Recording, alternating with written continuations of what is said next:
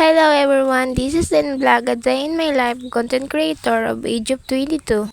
For today's video guys, samahan niyo po kami ng partner ko kasi check up month ngayon ni Baby Jaden, yung pangalawa kong anak. Siya nga pala nagbuhat kay Baby Jaden kasi nga ang bagal ko daw maglakad. Naglakad lang po kami guys kasi malapit lang po yung sentro dito sa amin. Nandito po kami ngayon sa Isla na Buswang. Actually guys, Bisaya po ako, hindi po ako Tagalog. Mabuti nga schedule ngayon ni Baby kasi sinisipon sa Atubo ngayon. Siya nga pala, shoutout sa mga supporter ko dyan. Sana po hindi kayo magsawang sumuporta sa mga video ko. God bless po sa inyo. Guys, first time ko nga pala mag voice over sa mga ganitong vlog. Kaya pasensya nyo na po yung boses ko guys, medyo pangit po.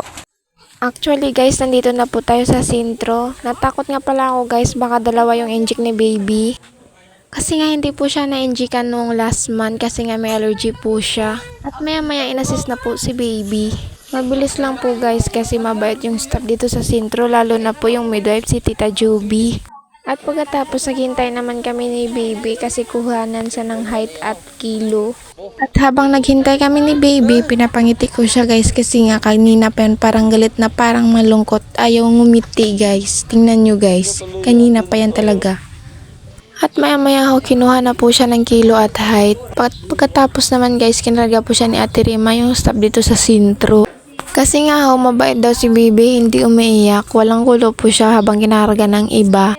At nagustuhan niya pala yung balat ni Baby kasi nga daw malambot. Sa paglihi ko ata yun guys, sa batchoy.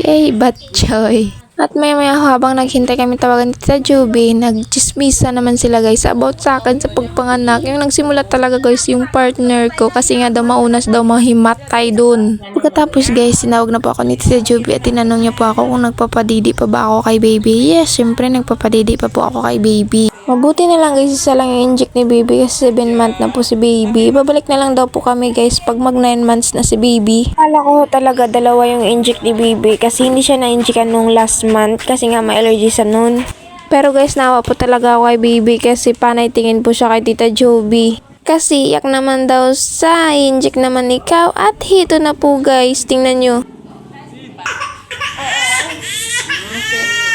Wala, dali lang na po yan. Oh, la. Sorry. More na. Actually guys, mabait po talaga yung midwife dito na si Tita Joby. At pagkatapos nga ho, hinintay ko na lang pala yung buklit ni Baby kasi hanggang dito na lang po tayo. Sana hindi po kayo magsawa sa akin sumuporta sa mga video ko guys. Thank you po sa pag-watching. Bye bye po. Hanggang dito na lang po.